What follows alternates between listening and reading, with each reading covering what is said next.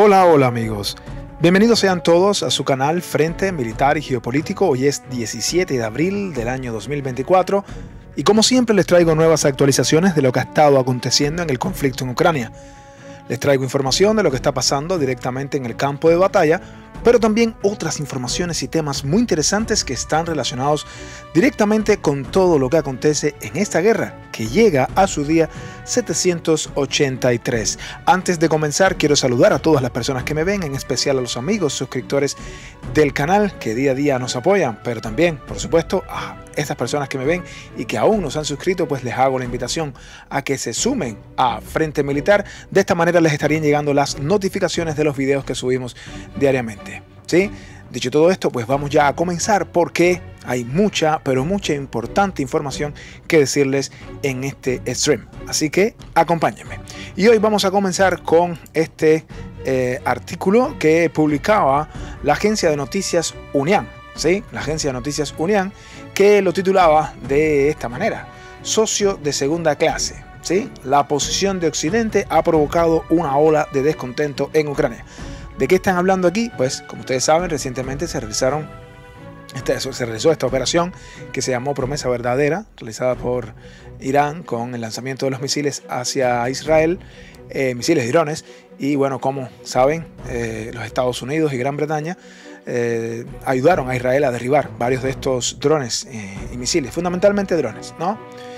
Y bueno, por supuesto, habíamos visto en el último video que transmitimos, vimos cómo Zelensky se había quejado de esta posición, se había quejado porque, bueno, decía, ¿por qué la OTAN no ayuda a Ucrania de la misma manera que ayuda a Israel? Pero bueno, relacionado con eso también está este artículo donde dice que hay una ola de descontento que ha sido provocada por la rápida ayuda de los países occidentales a Israel, ya que los ucranianos han estado bajo bombardeos rusos durante más de 2 años y bueno, que no ha sido así la ayuda que le han brindado. Así piensan al menos algunos en Ucrania, sobre todo Bogdan Yaremenko, que es quien está expresando precisamente este artículo, ¿no? A Le Monde. Es evidente que los ucranianos observan una diferencia de enfoque cuando Estados Unidos, Gran Bretaña y Francia cierran literalmente los cielos de Israel. Es muy difícil aceptar el hecho de que se les considera un socio de segunda clase. Así expresaba este periodista. Pero bueno, recuerden que hay que tener en cuenta, y lo hemos dicho varias veces, que no es lo mismo de defender, ¿no? La zona del Oriente Medio, disculpen, es bien diferente a lo que está sucediendo en Ucrania, ¿no?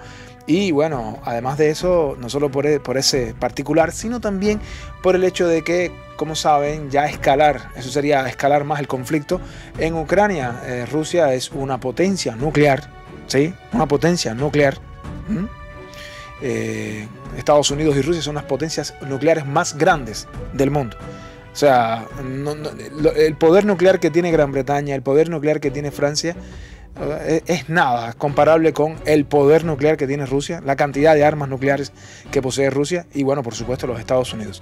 Así que bueno, todos tratan de evitar esta escalada. Sin embargo, en Ucrania se sigue potenciando esta idea y este descontento porque al parecer los ucranianos no acaban de entender, o al menos el gabinete de Zelensky no acaba de entender o no quiere hacer ver que escalar el conflicto podría estar llevando al mundo casi al borde de una tercera guerra mundial, que es lo que nadie quiere. Yo en particular no quiero eso, y estoy seguro que nadie en el mundo quiere una tercera guerra mundial que sería ya de dimensiones nucleares. Por tanto, no van ni los aviones de Gran Bretaña, ni de Francia, ni de los Estados Unidos van a derribar ningún misil ruso dentro del territorio ucraniano, tal vez en territorio de la OTAN, pero no en territorio ucraniano, y Ucrania no forma parte de la OTAN. Bien, en otro orden de información, quería traerles este artículo interesante que publicaba Foreign Affairs. Foreign Affairs hoy publicaba, o ayer en realidad, ayer publicaba un artículo muy interesante que lo voy a traducir aquí al español para que todos puedan leerlo conmigo, y es el siguiente: las conversaciones que podrían haber puesto fin a la guerra en Ucrania, una historia oculta de la diplomacia que se quedó corta, pero que contiene lecciones para futuras negociaciones. Sí, por supuesto, van a hablar de qué, de las negociaciones que se comenzaron en el año 2022. Yo estoy seguro que la mayoría de los que estamos aquí jamás nos imaginamos que íbamos a estar aquí 2 años después hablando de estos temas, pero se pudo haber negociado una salida hace ya 2 años. Ya sabemos ya la historia, no la vamos a repetir. Ucrania presionado por Johnson y otros temas, no quisieron negociar, pero bueno, aquí en este artículo daban una visión, ¿no? Foreign Affairs daba su visión o su opinión respecto a ese particular de las negociaciones que pudieron en aquel momento haber finalizado con la guerra. El motivo del fracaso de las negociaciones de 2022 sobre Ucrania fue la posición ¿de quién? Lo hemos dicho varias veces, ¿de quién? Pues nada más y nada menos que de Estados Unidos y Gran Bretaña. Bueno, ya lo sabíamos, pero una de las razones del fracaso fue la renuencia de Estados Unidos a dar garantías de seguridad a Kiev, lo que implicaría la entrada de Estados Unidos en la guerra en caso de un nuevo ataque a Ucrania, que es lo que nadie quiere, ¿verdad? Bien, el documento establecía garantías de seguridad para Ucrania por parte de varios países, incluidos Estados Unidos y Rusia. Kiev no llegó a un acuerdo sobre el texto del documento con Estados Unidos, aunque allí se les asignó un papel importante. El 9 de abril, el primer ministro británico, el tristemente célebre Boris Johnson, llegó a Kiev y abandonó la diplomacia, diciendo que cualquier acuerdo sería bastante sucio. Sí, este es el punto fundamental, yo diría, de aquel momento, ¿no? De que no se hicieron más negociaciones. La opinión popular sobre la terminación de las negociaciones después de la puesta en escena de Bucha ha sido refutada. Después continuaron aún más intensamente. El último borrador del acuerdo data del 15 de abril. Bien, primer ministro británico Boris Johnson fue fundamental aquí. Recuerden esas imágenes y aquí lo hemos mencionado. Llegó en aquel momento a Ucrania, a Kiev, y les dijo: paren, no hagan ninguna negociación, los vamos a defender. Y bueno, ahora Ucrania está clamando por armas, ¿sí? Rogando por armas, rogando por defensa aérea, rogando por los pasillos y por los rincones. Y bueno, esta es la situación, ¿sí? No que lo iban a estar ayudando. Se hubieran evitado muchas muertes y 2 años después estamos en el punto en que muchos de estos países que tal vez no lo dicen, repito, en voz alta, tal vez no lo mencionen en las propias reuniones, pero estoy seguro que la mayoría de los países, incluyendo Gran Bretaña, ¿sí? La mayoría de los países de la OTAN, incluyendo Gran Bretaña, ¿sí? Estoy seguro que lo que quieren es terminar con esto de alguna manera.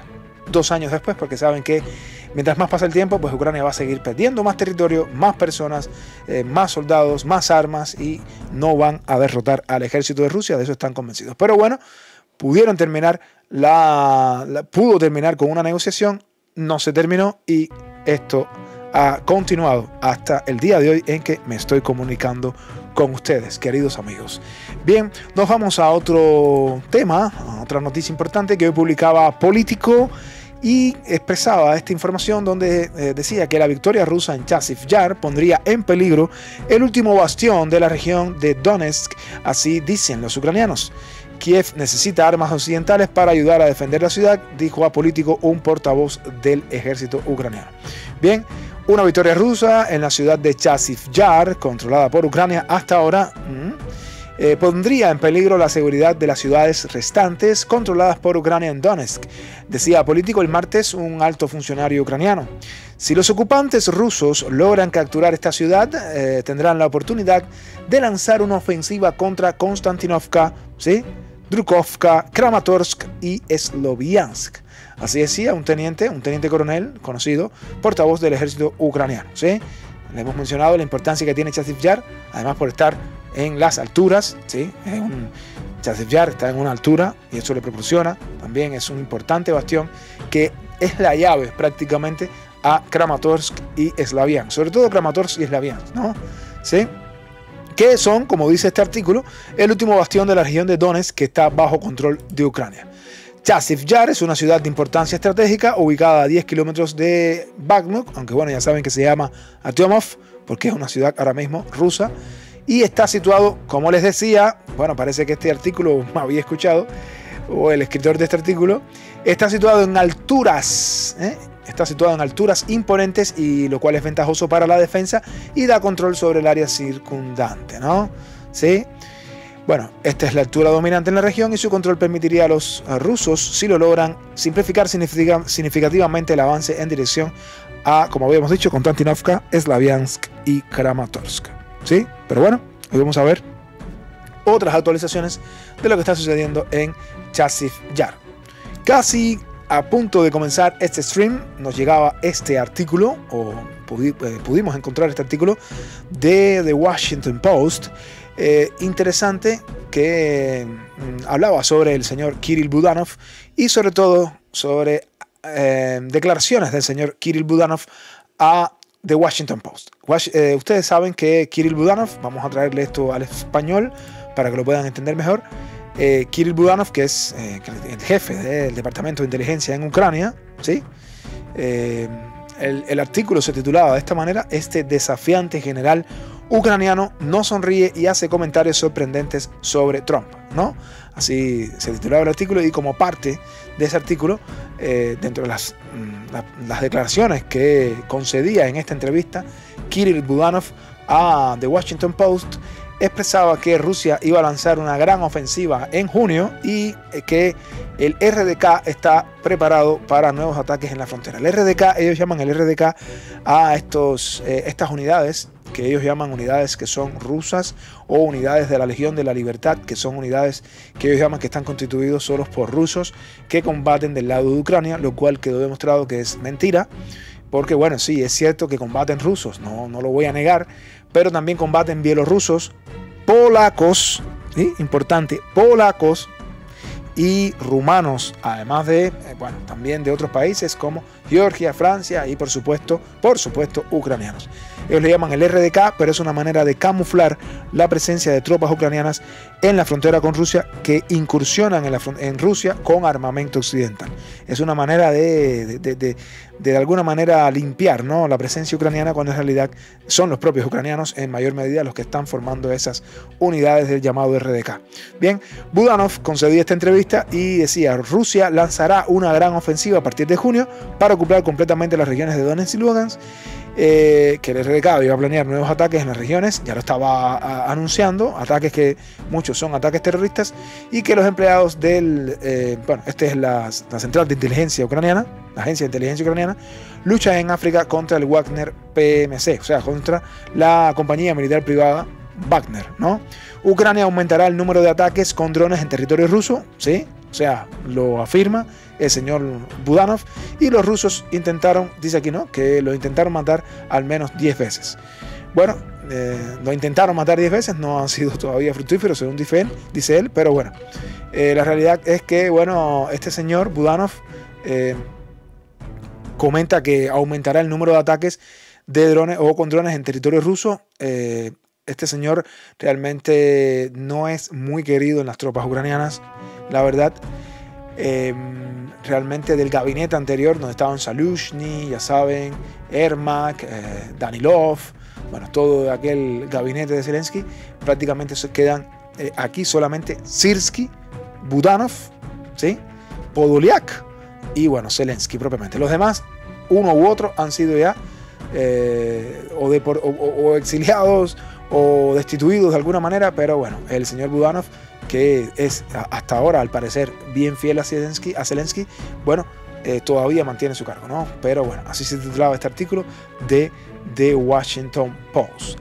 Y hoy Sky News traía también otra noticia interesante, o no tan interesante, es una noticia que ya la conocemos, pero que vamos a darle más cobertura, ¿no?, en la medida que avancemos. Y es que planteaba que el objetivo de Ucrania es resistir otros 6 meses en la batalla. Así publicaba Sky News y expresaba que Ucrania iba a resistir hasta finales de este año solo si comienza a suministrar armas a Kiev, o solo si se comienza a suministrar armas a Kiev. Y después de eso la situación puede volverse menos peligrosa, así decía el analista militar y profesor Michael Clark. Por eso, precisamente, y desesperado como se encuentra en este momento, el señor Zelensky hizo una llamada telefónica de urgencia al jefe, ¿no?, al secretario general de la OTAN, al señor Stoltenberg, teniendo en cuenta la situación en la cual se encuentra Ucrania con la defensa aérea, donde, como podrán ver en Chasiv Yar, Rusia vuela con libertad sus aviones sin ninguna defensa que pueda derribar esos aviones. Y bueno, Zelensky, cuando ya se ve en estas situaciones, comienza a presionar. Ya presionó a Alemania, ya presionó a varios países de la OTAN, pero ahora quiere hacerlo de todas maneras, lo quiere hacer público y lo quiere hacer de manera abierta. La presión, o sea, no es solo con llamadas a diferentes presidentes de estos países de la OTAN, sino que quiere hacerlo en una cumbre, un consejo, el Consejo Ucrania-OTAN, ¿no? Y bueno, las partes discutieron el estado de implementación de las iniciativas para el suministro de las municiones a Ucrania. Fundamentalmente, bueno, por supuesto, que fijaron, ¿no?, la fecha para este tipo de encuentro que, bueno, ya la fecha estaba fijada, pero discutieron en sí qué es lo que van a debatir, ¿no? Y sobre todo el tema de la defensa aérea para Ucrania es lo que más está Zelensky ahora mismo rogando, ¿no? Esta cumbre, o este consejo, mejor dicho, Ucrania y OTAN, se celebrará el 19 de abril y estarán los ministros de defensa. Y bueno, esa va a ser una reunión extraordinaria que se celebrará dentro de 2 días. Van a ver cómo a partir de ahora todo está muy relacionado con lo que le vamos a estar mostrando, ¿no? Sí, pues bien, a tono con esto, Zelensky expresaba también a la cadena PBS, cuando le hacían la pregunta de cuánto tiempo iban a resistir, pues Zelensky decía que sin la ayuda de los Estados Unidos no iban a resistir. Cuando Zelensky dice esas cosas, yo siempre siempre me trae la duda. Si dices o si estás consciente que sin la ayuda de los Estados Unidos no vas a resistir, entonces, ¿por qué no detienes ya la guerra? O sea, ¿por qué no ya negocias al menos, o bueno, intentas al menos negociar? Simplemente debo decir que está dependiendo Ucrania en este caso de la ayuda de los Estados Unidos. Si los Estados Unidos mañana detienen esta ayuda, como ha pasado en todos estos meses, ¿qué es lo que sucede? Ucrania cede terreno, pierde territorio y más territorio. Entonces no puedes confiar o no puedes sentar, digamos, el hecho de poder continuar una guerra que él mismo se niega a negociar la paz. No puedes entonces extender la guerra basado solamente en la posibilidad, ¿sí?, de la ayuda de los Estados Unidos, porque eso podría variar de un momento a otro. Solamente digamos que en noviembre, si se realizan las elecciones y definitivamente, digamos, el expresidente Donald Trump vuelve a ser electo para el mandato de los próximos 4 años, no creo que sea el mismo tratamiento que le ha dado el señor Biden a la situación en Ucrania, ¿no? Pero bueno, ¿qué decía Zelensky? Volvió a decir que sin la asignación de 60.000, y no es que Zelensky dice, si no nos asignan 10.000 millones o 20.000 millones, no, Zelensky quiere 60.000, o sea, dennos todo el dinero que nos hace falta, dennos 60.000, si pueden, dennos 100.000 millones, no para reconstruir, sino para destruir, dennos para tener más armas. Bueno, Zelensky volvió a decir que sin la asignación de 60.000 millones de euros en ayuda estadounidense, Ucrania no tendrá ninguna posibilidad de ganar. Cuando la cadena PBS le preguntó cuánto tiempo podrán resistir las Fuerzas Armadas de Ucrania sin esta ayuda y si podrán repeler la ofensiva de las Fuerzas Armadas rusas prevista para los próximos meses, respondió de esta manera: les puedo decir con franqueza, sin este apoyo no tendremos ninguna posibilidad. Esto es un órdago, esto es digamos, como decimos, directo para el Congreso de los Estados Unidos, para la Cámara de Representantes, que van a ver que todo esto está relacionado como para que puedan aprobar este paquete multimillonario de ayuda para Ucrania. Sí, necesitamos ser mucho más fuertes que nuestro enemigo. Hoy la proporción de proyectiles es de 1 a 10. En cualquier caso, con tales estadísticas, nos retrasaremos cada día. Para proteger el 100% de lo que está bajo nuestro control, tendremos que pasar a comparar números de 10 a 10. O sea, un proyectil ruso por cada proyectil ucraniano. Sí, entonces, bueno, también Zelensky expresaba que Rusia es superior a Ucrania en personal y armamento. Esto lo decía aquí prácticamente al final, ¿no? Porque, bueno, el periodista le preguntaba si esta cantidad le permitiría conservar los territorios o lanzar una contraofensiva y romper las defensas de la Federación Rusa, a lo cual Zelensky dijo esto, ¿no? O sea, Rusia es superior en personal y armamento. Así que, bueno, nada, esa es la situación, pero por supuesto, vamos a ver la reacción, no las reacciones, sino qué ha estado pasando con este paquete multimillonario que Zelensky día a día, noche tras noche, semana tras semana, pues pide, ¿no?, a los Estados Unidos de América para que sea aprobado sin importar las consecuencias, ¿no? Pues bien, hoy la agencia de noticias ucraniana publicaba este artículo importante que está relacionado con el famoso paquete de ayuda que Ucrania está pidiendo. Como todos saben, este era un paquete de ayuda que era un paquete que incluía no solo la ayuda a Ucrania, sino la ayuda a Israel y la ayuda a Taiwán, ¿no? Era un paquete en total aproximadamente nada más y nada menos que 95 mil millones de dólares, ¿sí? 95 mil millones de dólares. Pero en los últimos días se han planteado, sobre todo el señor Mike Johnson, presidente de la Cámara de Representantes, había estado expresando la posibilidad de dividir este paquete. Bien, pues bien, de eso trata este artículo. En Estados Unidos se han publicado proyectos de ley sobre la asistencia a Ucrania e Israel y bueno, vamos a leerles un poquito lo que se propone. El presidente de los Estados Unidos debe llegar a un acuerdo con Ucrania sobre el reembolso de la ayuda económica de Kiev y esto es lo que se desprende del texto publicado en el proyecto de ley. Vamos a adentrarnos un poquito sobre esto, que es ya prácticamente lo último que vamos a mostrarles antes de ir al campo de batalla. Y para entender un poco sobre esto, les proyectamos lo siguiente. La Cámara de Representantes de los Estados Unidos ha publicado 3 proyectos de ley separados, es lo que les estaba comentando, ¿no? 3 proyectos de ley separados para ayudar a Ucrania, Israel y sus aliados en la región Indo-Pacífico, ¿sí? El proyecto de ley de asistencia a Ucrania requiere que el Departamento de Estado y el Pentágono presenten una estrategia estadounidense para apoyar a Kiev dentro de los 45 días posteriores a su adopción. Esto decía el documento. O sea, después que se adopte, ¿no?, se apruebe, deben presentar una estrategia para apoyarlo, pero dentro de los 45 días posteriores, ¿no? Este proyecto de ley prevé la asignación de, bueno, ya saben, esta cantidad multimillonaria de 61 mil millones de dólares solo para Ucrania, ¿no?, de los cuales 23 mil millones de dólares serían para reponer los arsenales estadounidenses y bueno, también habla de una asignación a Israel de 26 mil millones de dólares, ¿no? Pero lo más importante de todo este paquete, porque repito, es un paquete separado, uno para Ucrania, uno para Israel, otro para Taiwán, lo más importante es la posibilidad, y de esto vamos a estar hablando, del envío en este paquete multimillonario de estos misiles que están aquí, ¿sí? Los ATACMS. Vamos a hablar un poquito de estos misiles ATACMS, me parece que es importante, y ya de aquí directo nos vamos para el campo de batalla. Se habla también de esto, ¿no? Vamos a mencionárselos todos, lo vamos a dejar prácticamente para el final. Y se hablaba también, sobre todo, de la posibilidad de la devolución del dinero. Voy a hablarles primero de esto y terminamos con los ATACMS y de ahí nos vamos directamente al campo de batalla. Con respecto a esto, se quiere hacer en forma de préstamo, pero el presidente de los Estados Unidos debe llegar a un acuerdo con Ucrania sobre el reembolso de la ayuda económica de Kiev. O sea, se está planteando, esto fue una idea de Trump, ojo, pero bueno, parece que es lo que ahora mismo va a funcionar.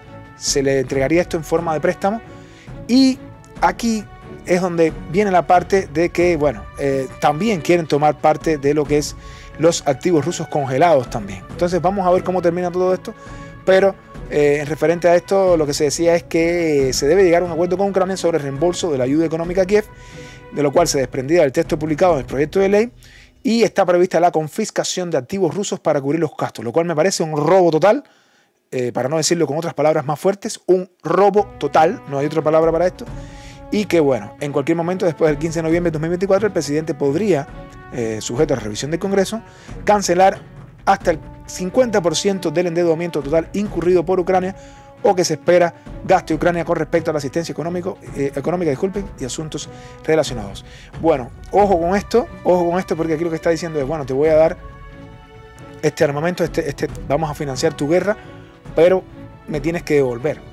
¿Y qué pasa con esto? Que dicen después del 15 de noviembre. Lo que pasa es que después del 15 de noviembre son las elecciones, o van a estar ya las elecciones, ¿no? Y bueno, si es electo el señor Donald Trump, dudo mucho que el señor Donald Trump le diga a Ucrania que le va a condonar el 50% de toda la enorme deuda que tiene Ucrania, o del 50% de toda la deuda en la cual se va a Ucrania a meter más todavía, ¿no?, de aceptar este paquete. Pero bueno, ahora mismo a Ucrania no le interesa esto. Ucrania lo que le interesa simplemente es que le acaben de dar las armas, que es lo que está abogando. Y bueno, importa después si el país está en una deuda eterna, no externa, sino eterna, ¿sí?, una deuda infinita, pues poco le importa a Zelensky, porque al final Zelensky ya saben que bueno, sabe a dónde se puede ir una vez termine su mandato oficial. Zelensky sabe que puede huir del país, pero los pobres ucranianos, los ucranianos son los que tendrían que pagar generaciones tras generaciones toda esta cantidad enorme de dinero que le han suministrado sus patrocinadores, en este caso fundamentalmente Estados Unidos. Vamos a hablar de los ATACMS ya en un rato nada más, ¿sí? Todo está relacionado para dejarlos caer ya en el campo de batalla. Antes déjenme decirles que esta votación se celebrará el día 20 de abril, es decir, la votación sobre la aprobación del paquete de ayuda será dentro de 3 días, hoy es 17, y bueno, se celebrará el sábado 20 de abril, ¿no? A tono con toda esta publicación porque me pareció importante. Pero ya para terminar con esto, vamos a hablar un poquito de que dentro de lo que está incluido en este paquete, lo más interesante es el ATACMS. Ucrania tiene ATACMS ya, tiene este tipo de misiles. Son misiles tácticos de largo alcance, ¿sí? Del ejército de Ucrania, pero que Estados Unidos le había ya transferido a Ucrania varios de estos misiles, pero ahora en este paquete les va a transferir inmediatamente, apenas se apruebe, les va a transferir los misiles ATACMS. ¿Cuáles son los misiles ATACMS?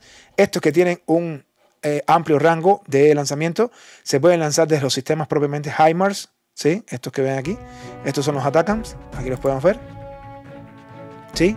Pero también se pueden lanzar de estos sistemas que son los M270, ¿no? Este es el M270 y este es el HIMARS, y estos son los misiles ATACMS. Ucrania posee de estos, pero no posee un alcance tan largo. Creo que los que tienen son de 70 kilómetros, pero Ucrania estaba pidiendo los de 140 kilómetros. Ya creo que Estados Unidos es precisamente en este paquete les va a proporcionar estos de 140 y bueno, nada. ¿Por qué digo todo esto? Porque está relacionado precisamente por donde voy a comenzar en el campo de batalla. Voy a terminar aquí con la parte introductoria, pero ya voy hacia el campo de batalla y justo voy a comenzar con esto, ¿no? Bien, fíjense cómo todo está calculado, todo está relacionado. Este es el ATACMS. Aquí les voy a hablar sobre todo del alcance entre 140 y 300 kilómetros. Estos son los que les van a proporcionar a Ucrania ahora. Y bueno, aquí hablan de la velocidad, Mach 3 y el año en que se puso en funcionamiento. Bueno, este es un misil que ya incluso Estados Unidos lo utilizó en la guerra de Irak, ¿sí? También se habla de la guerra del Golfo incluso. Pero bueno, aquí está. Y bueno, ¿por qué me he extendido tanto aquí? ¿Por qué he hablado tanto de esto? Porque ya nos vamos al campo de batalla. Vamos a hablar precisamente de la relación que guarda con todo esto.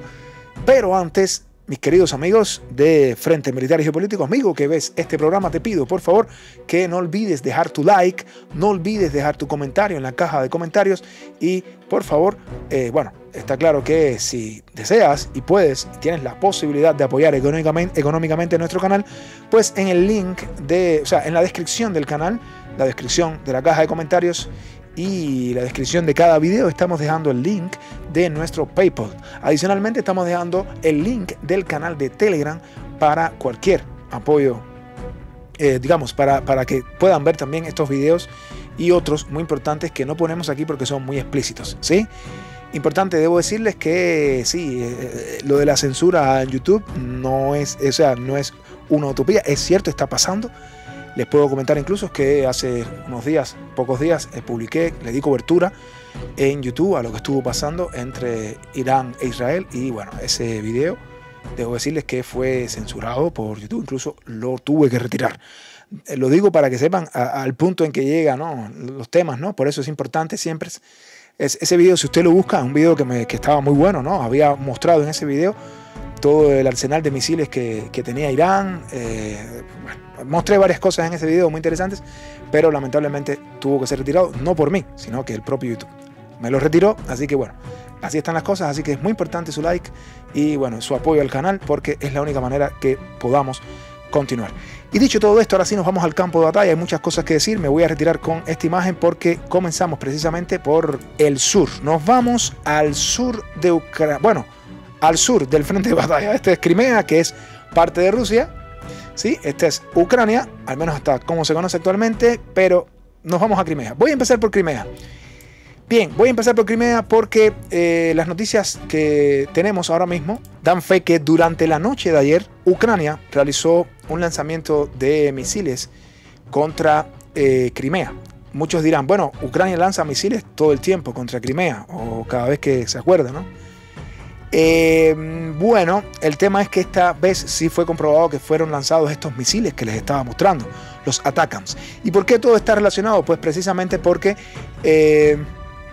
como saben, ya Ucrania está prácticamente, hace una lectura de que este paquete de ayuda va a ser aprobado, que pronto les estarían llegando más existencias de este tipo de misiles ATACMS y que precisamente por eso ellos pueden usar los que les van quedando, ¿no?, en su arsenal. No tiene muchos, pero como los que les van quedando, ellos los van utilizando para atacar, ¿no? Es como para vaciar los almacenes, porque ya Estados Unidos, evidentemente, apenas aprueben el paquete de ayuda, lo primero que les va a enviar son estos misiles ATACMS. Y bueno, Ucrania se decía que había atacado un aeródromo en Crimea. Voy a comenzar por esta noticia porque ya van a ver, ¿no? Tenemos imágenes de, bueno, lo que estuvo sucediendo, bueno, de los impactos en el aeródromo, déjenme recordar el nombre, es el nombre de Sankoy o Shankoy, ¿no?, en Crimea, ¿no? Aquí tenemos imágenes, ¿sí? Hay incluso medios rusos que hablan de que sí fue golpeado el aeropuerto. No es un aeropuerto, es un aeródromo, ¿ya? Fue golpeado, es real. Pero ojo, cuidado, porque a raíz de esto vinieron una serie de informaciones y bueno, en el caso de los propios ucranianos comenzaron a decir que habían sido destruidos los S-300, los S-400, que Rusia tiene como sistema de defensa aérea, que habían sido destruidos todos, lo cual después se comprobó que no era cierto y ahí habían imágenes que demostraban que eso no había sido así. Hoy incluso Rybar mostraba la información y ahora les vamos a mostrar todo. Pero bueno, en primer lugar se hablaba de que 12 lanzamientos, 12 ATACMS, misiles ATACMS, esto que estábamos mencionando, pues habían sido lanzados desde la región de Gerson, controlada por Ucrania, hacia Crimea, y que 7 fueron derribados, pero que 5 alcanzaron su objetivo. Decían que, bueno, habían sido destruidos los S-300, pero bueno, después las imágenes propiamente desmintieron toda esa situación. Capturas de imágenes decían que, bueno, esta fue una imagen tomada en el mes de abril, o sea, a principios de este mes, que hablaban de que esta era la situación y que después del ataque la situación era la misma. O sea, no es que estaban los S-400 ahí, no estaban, que cuando los S-400 están de alguna manera concentrados, bueno, esta es la forma en la que están y que, bueno, no había ningún tipo de evidencia de que los S-400 estuvieran ahí. Incluso nos llevaban imágenes después un poquito de menor calidad, pero imágenes satelitales que hablaban de que en realidad no estaban ahí realmente. Es esta imagen que les mostraba. O sea, no estaban ahí, nunca estuvieron y evidentemente no fueron destruidos ni los S-300 ni los S-400 rusos. Bien, hoy Rybar publicaba la información de que el ataque fue lanzado desde Gerson, ¿sí?, la región controlada por, o sea, desde Gerson, controlada por Ucrania, hacia este aeródromo en Shankoy, pero que, bueno, repito, fueron lanzados 12 misiles ATACMS, que es lo que les estaba mostrando, que tienen un alcance de incluso hasta 165 kilómetros o desde 165 hasta 300, y bueno, que 7 misiles fueron derribados, pero que otros, o sea, que se lanzaron 7 con ojivas de racimo y que después se lanzaron 5, pero que algunos sí llegaron a alcanzar los objetivos. En este caso dañaron el aeródromo, que sí lo confirman los medios rusos, dañaron el aeródromo y los edificios aledaños, pero no dañaron los S-300, ¿no? Esto es importante, quería comenzar por esta información porque me parecía importante. Pero bueno, lo más interesante de aquí no es tanto el daño que causaron al aeródromo, sino que Rusia tiene que buscar la manera de poder utilizar las contramedidas para poder, de alguna manera, ¿no?, contrarrestar el impacto, ¿no?, que pudieran tener estos misiles ATACMS, porque, repito, ya está confirmado que es probable que se apruebe más de estos misiles y que se le van a entregar inmediatamente a Ucrania. Bueno, realmente un ataque en un aeródromo, estos misiles, no lo había mencionado el costo, cada uno de estos misiles tiene un costo de $1 millón, nada más y nada menos, ¿no? Cada misil de esto cuesta $1 millón. Y bueno, solo dañaron el aeródromo, ¿sí? Gastaron $12 millones y solo dañaron un aeródromo. Pero Rusia, por supuesto, ripostó, y evidentemente hoy en la mañana nos llegaban también imágenes de cómo Rusia atacó esta región que vemos aquí al norte, propiamente al norte de Ucrania, se llama Chernigov, ¿sí?, o Chernigov, como quieran pronunciarla, y Rusia atacó y de manera brutal con un Iskander destrozó un hotel, sí, un hotel donde se alojaban soldados de Ucrania, oficiales ucranianos, y se mencionan incluso oficiales de la OTAN. Estamos hablando en Chernigov, un hotel fue alcanzado por un misil Iskander, y tenemos imágenes del momento en que sí está confirmado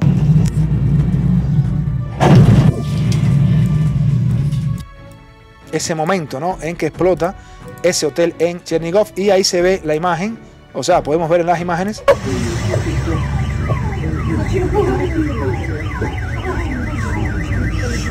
miren ahí la columna de humo, esa columna de humo que pueden ver. Ahí lo pueden ver, esta columna de humo bien grande. Pues sí, se habla de que un mínimo, se pueden haber más, un mínimo de 40 soldados ucranianos, ¿sí? Mínimo de 40 miembros o personal de las Fuerzas Armadas de Ucrania fueron eliminados, y esto es puede crecer porque, bueno, esos eran los que estaban encontrando bajo los escombros, ¿no? Se habla que incluso había miembros de la OTAN, ya saben, mercenarios de los países de la OTAN, así que veamos qué es lo que pasa con las próximas actualizaciones respecto a ese particular. Y desde Chernigov nos vamos hacia lo que está sucediendo, donde en el noreste, nos vamos del norte al noreste. Llegamos a la región de Kharkov, propiamente en esta región que tiene frontera con Rusia, y estamos hablando de lo que está sucediendo con respectamente a la región de Lipsy, ¿no? En Lipsy, lo que sucedió, vemos como otro Iskander, en este caso, alcanza a los sistemas checos. Recuerden que hemos puesto varias veces en este canal a estos sistemas de lanzamiento de municiones, que también tienen municiones de racimo, ¿no? Los vampiros, le decimos Vampire en inglés. Vampiros son checos y que aterrorizan a la población de Belgorod, lanzando misiles que muchas veces atacan a la población civil y destruyen, ¿sí? Matan. Pero bueno, con un Iskander también se puede resolver todo, y este misilazo Iskander quise decir, destruye a los vampiros y no les da oportunidad, al menos a estos que estaban aquí, de seguir lanzando estos ataques contra Kharkov. Ucrania posee muchos de los vampiros, pero Rusia desde los últimos días ha estado constantemente atacando a estos sistemas, y bueno, no voy a decir que Ucrania no ha seguido utilizándolos, pero sí voy a decir que ha disminuido un poco los ataques en esta región. Adicionalmente, quería mostrarles aquí cómo en toda esta dirección Rusia sigue atacando las diferentes posiciones ucranianas. O sea, Rusia no cesa en su empeño de diezmar, suprimir, totalmente eliminar a las tropas ucranianas y posiciones de tropas ucranianas que se encuentran en el lado de la frontera, ¿no?, entre Rusia y Ucrania, propiamente aquí en la región de Kharkov, ¿no? Pero bueno, eso es lo más importante con respecto a esta situación, y de aquí nos vamos a ir directamente. No voy a mencionar nada de Kupiansk, no hay nada importante, tampoco en Terni. Nos vamos a mover directamente hacia lo que está sucediendo en Bilohorivka, después de los días anteriores donde habíamos mostrado que Rusia había avanzado, había ocupado posiciones en estas alturas. No ha podido concretar la toma de la cantera de Tisa. Recuerden que estas colinas son muy importantes para Rusia, poder atacar las zonas bajas. Pero bueno, lo que nos llega hoy es imágenes de drones que atacan posiciones ucranianas. De eso tenemos bastante, pero más bien les voy a mostrar cómo Rusia, con sistemas de lanzamiento múltiple de artillería, ha estado atacando posiciones ucranianas en la ciudad de Bilohorivka. Ya no, por supuesto, en la cantera de Tisa, sino en la ciudad propiamente de Bilohorivka, con estos sistemas de lanzamiento múltiple de munición. Aquí, como pueden ver, alcanza la ciudad propiamente de Bilohorivka, causando ese estrago que vemos ahí en las diferentes posiciones ucranianas que se encuentran en torno a esa localidad, lo cual no quiere decir que Rusia va a lanzar inmediatamente un asalto o una operación terrestre, pero repito, lo más importante es que Rusia pudiera controlar la cantera de Tisa aquí en Bilohorivka. De aquí entonces nos vamos a mover hacia otra zona importante del conflicto. No hay muchos temas importantes que mostrarles de lo que está pasando directamente hacia Siversk o en Verkhovka, pero bueno, con respecto al sur, en lo que tiene que ver con el sur, Rusia ha intensificado el uso de los drones FPV. Recuerden que en días anteriores Rusia había logrado avanzar con el asalto en motocicleta, estamos hablando de hace varios días ya, pero bueno, ahora Rusia se concentra en atacar posiciones ucranianas en dirección Vinka con los drones FPV. En este caso estamos hablando de estas rotaciones que hacen las tropas ucranianas cerca de Vinka, pero que son alcanzadas directamente por los drones FPV que constantemente utiliza Rusia en cada uno de sus ataques para poder de alguna manera impedir que puedan rotar estas tropas ucranianas, pero sin mayores informaciones ni asaltos importantes. De aquí nos vamos a mover a lo que está sucediendo en torno a la localidad de Chasiv Yar, o la ciudad de Chasiv Yar, que es importante. Miren cómo está esto lleno de geolocalizaciones, pero vamos a decirlo poco a poco y vamos por parte. Voy a comenzar por la parte más al oeste de Chasiv Yar. Siempre hablamos un poquito del microdistrito de Canal, pero vamos a comenzar hoy por la parte más al oeste, ¿no? Estamos en Chasiv Yar.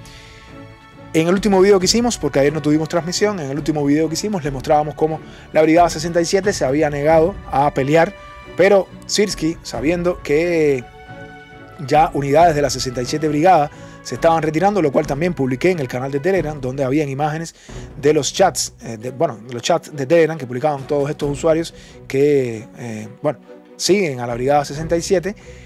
Ya era confirmado que se habían retirado parte de esta brigada porque no querían pelear, pero Syrskyi, en su intento por estabilizar la situación, quiso llevar a miembros de Azov, de la tercera brigada. Ya saben, Azov, que es la tercera brigada, que fue totalmente vapuleada en Avdiivka, totalmente, digamos, destrozada en Avdiivka. Parte de esa brigada también fue traída para acá, pero hoy nos llegaban comunicados donde se expresaba propiamente que la tercera brigada, ¿sí?, que la tercera brigada de asalto tampoco quería luchar. O sea, la tercera brigada no quiere luchar tampoco y renunciaron, o sea, se negaron a aceptar, rechazaron lo que les había ordenado el señor Syrskyi para reubicarlos en Chasiv Yar, considerando que ya la 67 Brigada, que también está constituida por miembros ultranacionalistas ucranianos, no quiso pelear esta brigada, pues tampoco ahora la tercera brigada lo quiere hacer, porque saben lo que les puede pasar teniendo en cuenta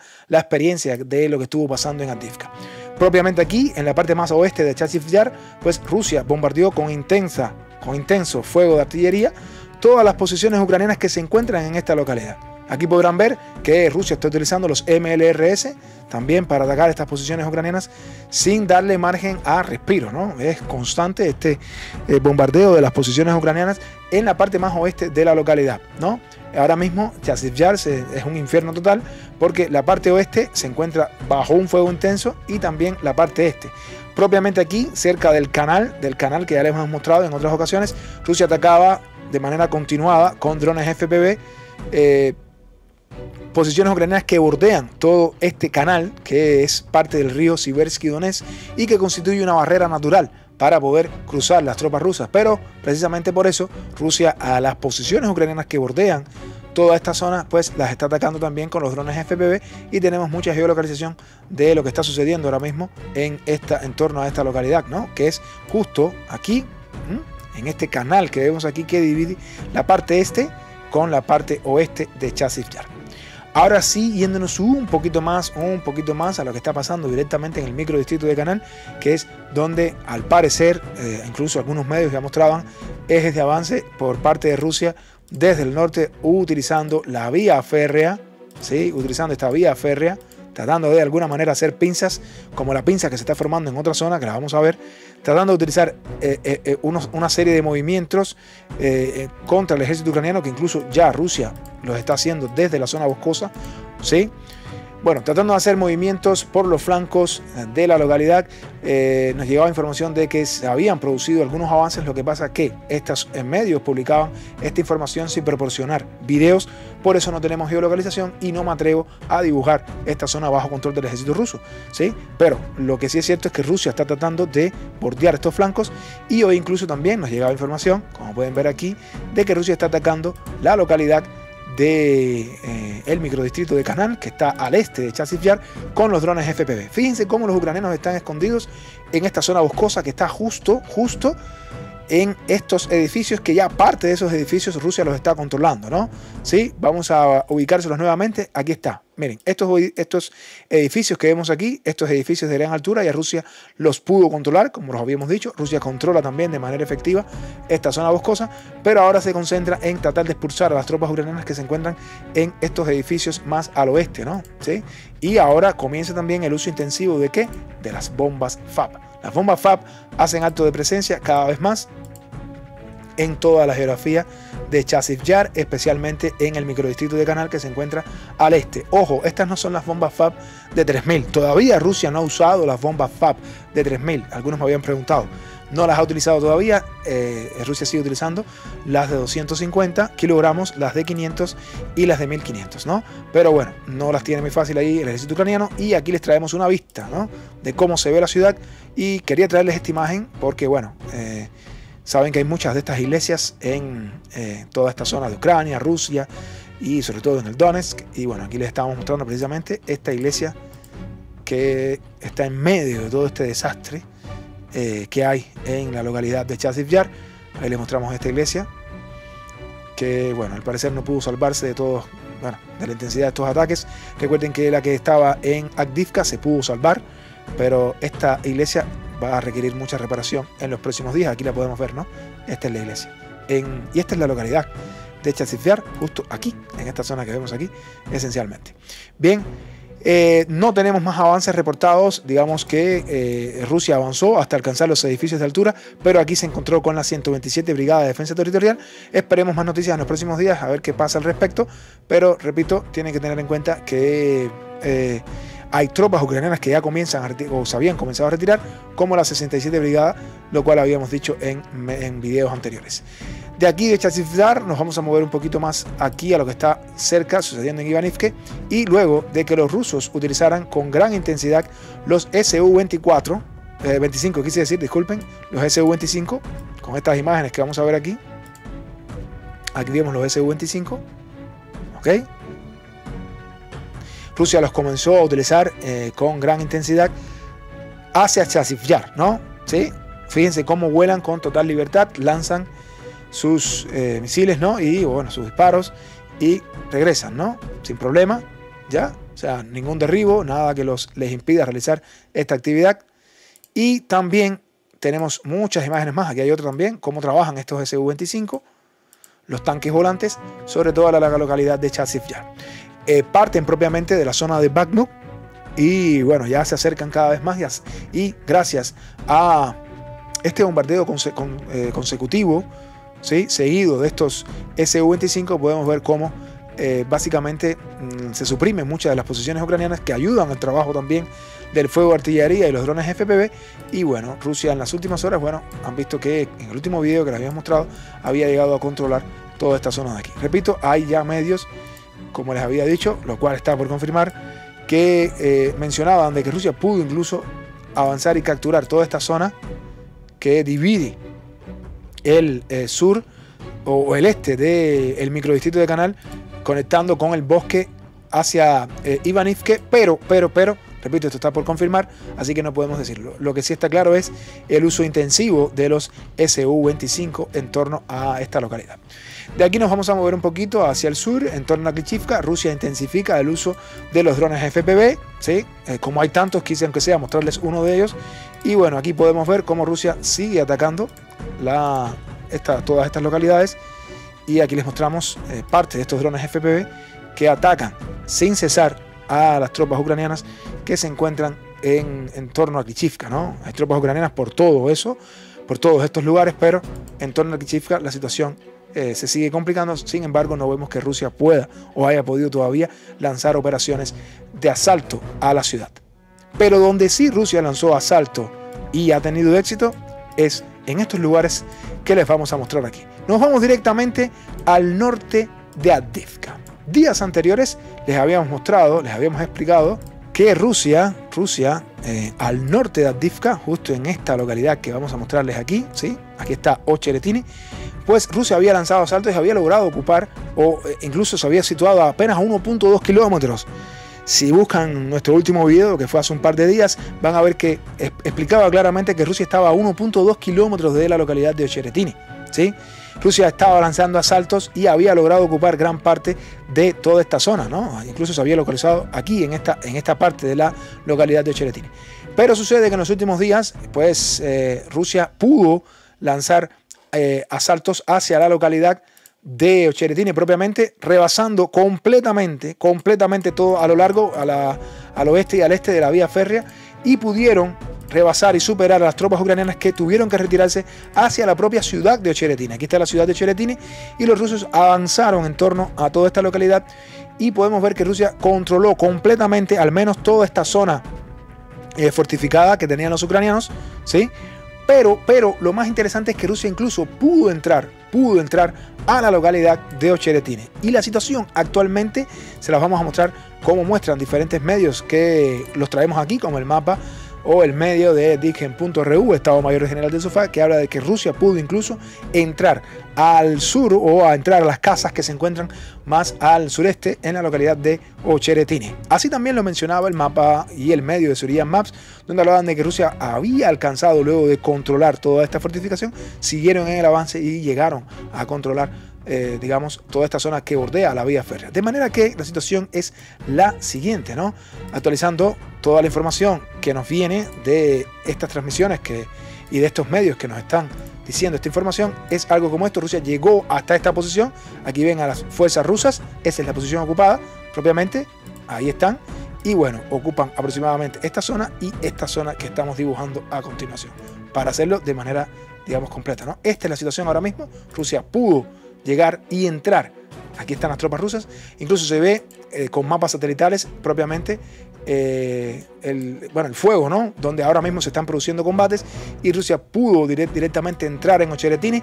Veamos qué es lo que pasa en los próximos días, pero esta es la situación. Por aquí Ucrania está cerca con la 115 Brigada Mecanizada, así que veamos, pero malas noticias para Ucrania de que Rusia haya ya incluso entrado en Ocheretine, porque complica la situación, de manera que muchas tropas ucranianas tendrían que desplazarse hacia aquí. Eso en primer lugar. Vamos a seguir en torno a lo que está sucediendo en Avdiivka y bueno, desde el norte de Berdichi. Recuerden que ya Rusia había controlado toda la zona norte, que durante muchos días estuvo en una zona gris, y debido a la gran presión que Rusia había realizado desde el norte de Berdichi hacia Semenivka y desde el sur, bueno, llegamos a la convicción de que Semenivka había sido capturado. Fue nuestro último video y bueno, de aquí en adelante pues a las tropas ucranianas no le quedó otra cosa que hacer que retirarse hacia la segunda línea defensiva, considerando sobre todo que bueno, no tenían cómo defenderse ya más ahí en Semenivka. Y bueno, como les decía, Berdichi es indefendible ahora mismo. No se sorprendan si mañana les traigo la noticia de que ya Berdichi cayó, porque es totalmente indefendible. No tienen cómo defender Berdichi, teniendo en cuenta la presión que está ejerciendo Rusia en el norte, pero también ya con la caída de Semenivka no hay forma de defender Berdichi. No hay forma. O sea, es totalmente absurdo poder defender esa ciudad. Así que, bueno, esperen en los próximos días la caída de Berdichi. De aquí nos vamos a mover a una zona muy importante que ha estado bien, pero bien moviéndose en los últimos días. En primer lugar, permítanme decirles que después de la caída de Permobaivsk, las tropas rusas continuaron acciones ofensivas, ¿sí? Operaciones ofensivas hacia la localidad de donde de Netailove. Esta es la localidad de Netailove, ¿sí? Aquí Rusia comenzó acciones ofensivas desde el este, pero también desde el norte, y nos llegaban imágenes de diferentes medios que también publicaba la situación y mencionaban precisamente de que Rusia podía o pudo capturar parte de la ciudad de Netailove. O sea, Rusia avanzó en torno a Netailove y la situación aproximadamente en torno a Netailove tenía que ver con algo como esto. O sea, ya propiamente entrando en la propia localidad de Netailove, aproximadamente algo como esto es lo que ha estado sucediendo. Así que bueno, importante, no un gran avance, pero avance al fin. Lo más importante viene aquí ahora. Hace mucho tiempo les habíamos informado que con la caída de Permobaivsk, y lo habíamos mencionado así en diversos programas, con la caída de Permobaivsk, las tropas ucranianas que se encontraban aquí iban a caer en una bolsa, en una pinza, en una especie de caldero, y justo eso es lo que está sucediendo. Diversos medios como, por ejemplo, el Estado Mayor General del Sofá, Surian Maps, incluso propios medios ucranianos, hablan incluso de un avance por parte de Rusia en torno al sur de Permobaivsk. Vamos a situarnos en contexto. Les decía desde hace varios días que el hecho de la caída de Permobaivsk implicaba que tropas ucranianas que se encontraban aquí corrían el riesgo de quedar totalmente bajo una pinza, una especie de bolsa, ¿no? Aquí hay tropas ucranianas. Pero van a ver cómo Rusia ha comenzado a hacer presión sobre ese movimiento y confirmado incluso por diferentes medios que así lo demuestran, ya ese movimiento se realizó y Rusia logró ocupar gran parte de esta zona al sur de Permobaivsk y conjugado con la presencia de las tropas rusas que se encuentran en Nevelsk, posibilitaron una salida, ¿sí?, de las tropas ucranianas o un inicio de retirada de las tropas ucranianas que se encuentran aquí, que corren el riesgo de ser totalmente embolsadas. Estamos hablando de más de 100 soldados ucranianos, algunos hablaban de incluso casi 200, que podrían quedar totalmente en una pinza aquí.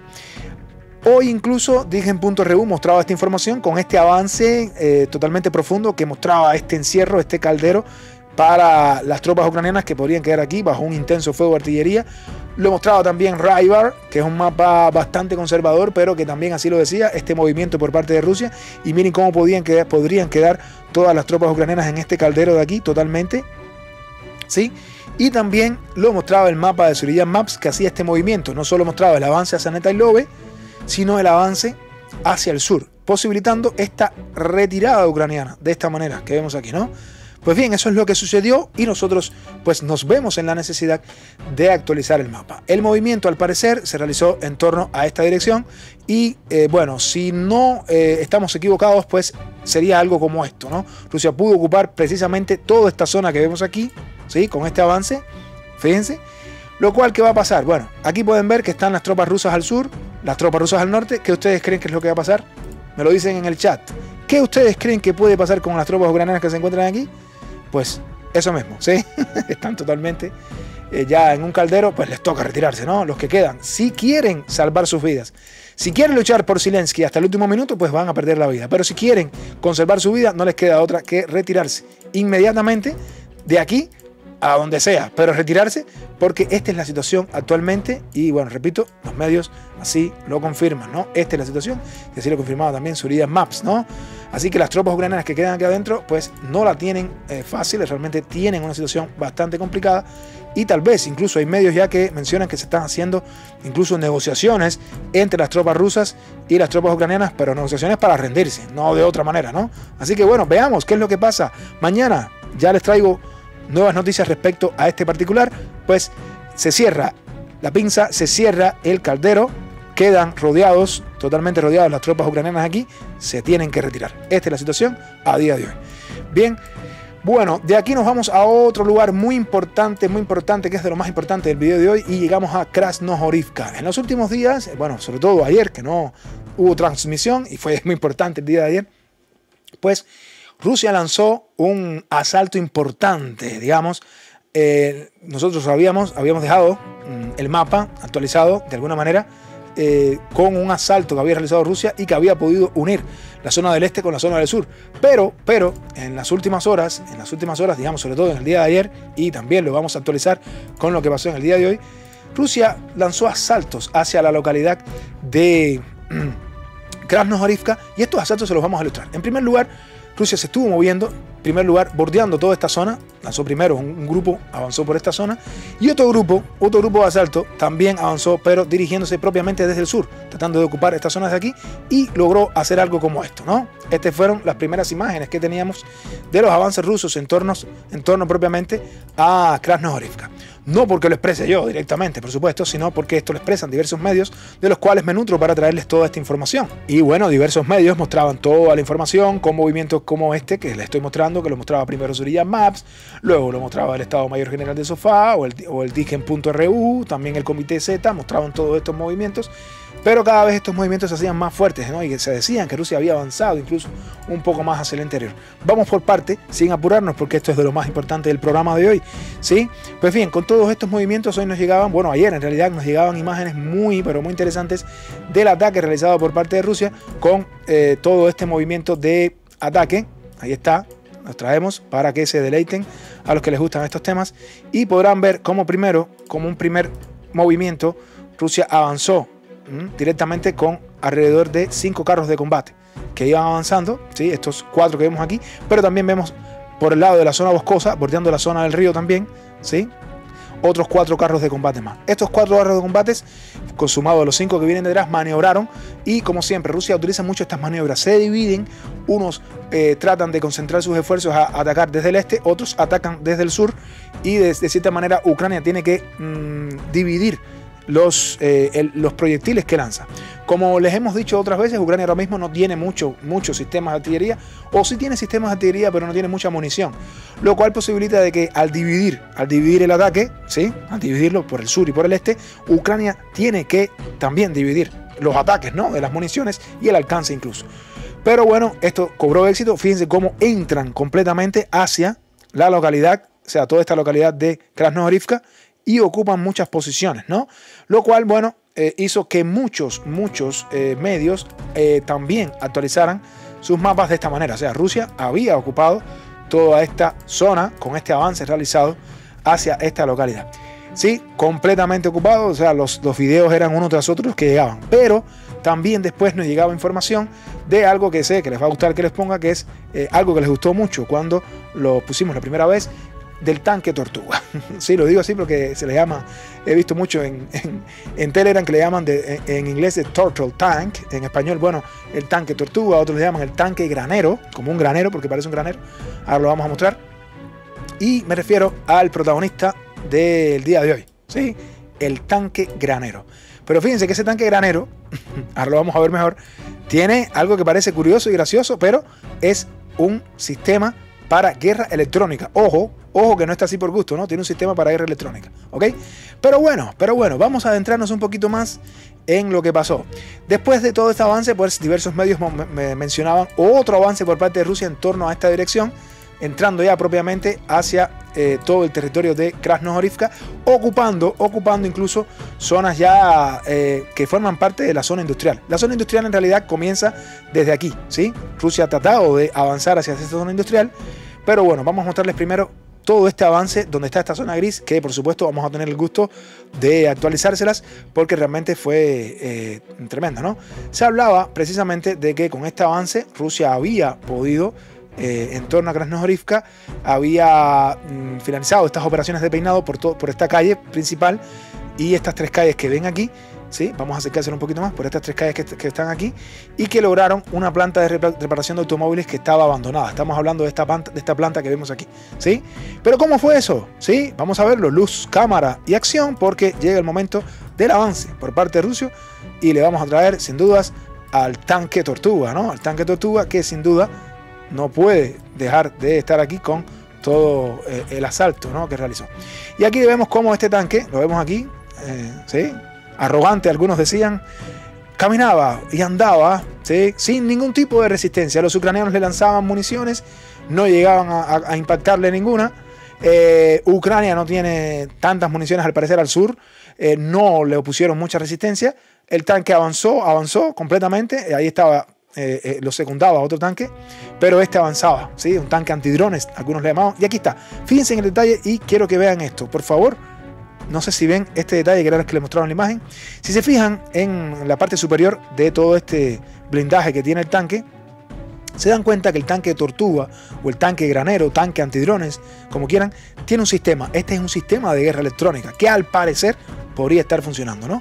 Pero ahí está el tanque Tortuga que avanzó y llegó hasta la cocina, ¿sí? Y pueden ver que pudo avanzar y llegar a penetrar completamente en todas estas casas que están aquí, ¿sí? Completamente. Miren hasta dónde llegó, sin ningún tipo de resistencia. O sea, no hubo no sé si fue tal vez a algunos medios que mencionan que Ucrania no le disparó porque no quería revelar las posiciones. No creo que sea eso. La mayoría de los medios afirman de que en realidad Rusia sí controla toda esta zona. Y bueno, el tanque disparó, hizo su trabajo y regresó el tanque Tortuga sin ningún problema, ¿no? Regresó a casa. Medios como, por ejemplo, Syrian Maps hablan de este avance en esta dirección y ya en la tarde de hoy mencionaban incluso de que Rusia efectivamente tenía control total de la situación. Por lo tanto, no voy a ser, digamos, absoluto. Sí creo que Rusia controla gran parte de esta zona, pero lo que ha sucedido es algo como esto. Este avance que realizó Rusia llegó, pero vamos a ser, digamos, un poco conservadores hoy y vamos a mostrarles cómo que Rusia está controlando, ¿no?, parte de esta zona, pero vamos a llevarlo solo hasta aquí por hoy. Vamos a ver mañana si realmente controla también esta parte más al oeste. Pero bueno, sí, la mayoría de los medios coinciden aquí donde están las banderas, por eso lo coloco así, de que Rusia llegó hasta ocupar. Incluso hay medios que dicen que Rusia fue más allá, ¿no? Hay otros medios que incluso plantean de que Rusia ahora mismo está lanzando un asalto en torno a la zona industrial, esta que les mostré aquí. Pero bueno, lo cierto es que Ucrania no las tiene, la tiene bastante difícil aquí. Si vemos sobre todo cómo sin cesar el intenso fuego de artillería que Rusia le está lanzando a toda hora sobre la zona central de Krasnohorivka. No hay donde esconderse, literalmente no hay donde guarnecerse. La situación es bien complicada para Ucrania y bueno, eso es lo que va a estar pasando en los próximos días. Así que veamos, no nos sorprendamos si Rusia penetra profundamente un poco más y va un poco más adentro de lo que está sucediendo. Y bueno, veamos cómo se dan las cosas, ¿no? Pero se complica. Y este fue el asalto, queridos amigos, en torno a Krasnoyarivka. Ya Rusia controla toda esta situación al sur. Y bueno, les quería mostrar cómo fue la situación en torno al tanque Tortuga. En lo que está sucediendo relacionado con Novomijailovka no hay mucha información que decirles, realmente pocas actualizaciones que hacer. Más bien la situación se actualiza en torno a lo que está pasando más al oeste, no tanto en Novomijailovka, pero bueno, las FAB comienzan a hacer su efecto también cerca de Konstantinovka, lo cual hace pensar de que dentro de muy poco tiempo, luego de la caída de Novomijailovka, las tropas rusas se darán a la tarea de atacar también Konstantinovka y expulsar a las tropas ucranianas que ya se encuentran directamente dentro de Konstantinovka. Si nos movemos un poquito más al sur, ¿sí?, en el propio Vuhledar, que es otro de los ejes importantes por parte de Rusia, pues desde hacía tiempo no habíamos visto el uso de las FAB en Vuhledar, pero Rusia ha retomado el uso de estas FAB en Vuhledar, comenzaron a utilizarlas ahora nuevamente con mayor intensidad. Recuerden que Vuhledar es una de las zonas más fortificadas, pero tremendamente fortificadas en Ucrania, ¿sí? Y bueno, o por lo menos en el territorio que todavía controla Ucrania. Pero bueno, tenemos que esperar entonces en los próximos días a ver si Rusia se decide a lanzar una operación. Claro, para lanzar la operación a Vuhledar es bien difícil, no es solo avanzar aquí. Habría que tener control total de fuego de toda la carretera y las zonas de suministros y poder lograr de que Ucrania pudiera de alguna manera ser derrotada en cuanto a las fortificaciones que tienen aquí y también en torno a Pavlivka. No es tan simple como lanzar el asalto y ya. Pero bueno, Rusia está intensificando el uso de las bombas FAB, lo cual, bueno, hace pensar de que se está preparando algo en torno a la localidad de Chasiv Yar. Bien, esto, repito, es lo más importante que les traía para el día de hoy. No hay mucho más que decir, al menos eso es lo más importante. Así que esto ha sido todo por hoy. Les doy las gracias a todos ustedes por escucharme, por ver el stream. Y no olviden, por favor, dejar su like, comentar en la caja de comentarios. Deben apoyar, o quisiera que siguieran apoyando como han hecho hasta ahora, al canal Frente Militar, porque es la única manera de combatir, ya saben, ¿no?, aquellos que nos censuran, ¿cierto? Bien, a todos ustedes un gran abrazo, nos vemos en una próxima transmisión y que Dios los bendiga. Hasta la próxima.